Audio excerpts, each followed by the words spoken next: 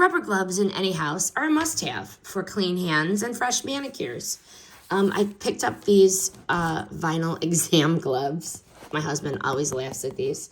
And they're just not for cleaning, but they're for keeping my hands protected and moisturized when I do those jobs that nobody else wants to do. So basically, why I use these, protect my manicure. And no more chipping while I scrub or do other things. But this is the medium, not really tight, easy to get on, fits very well, and prevents dry hands from cleaning products.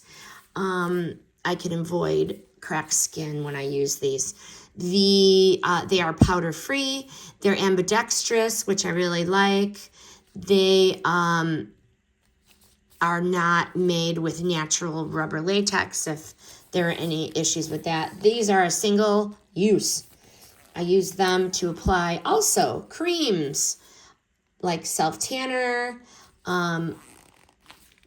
creams on your feet, but they keep my hands clean and streak free. And so basically, these are a must-have for clean hands. They fit well.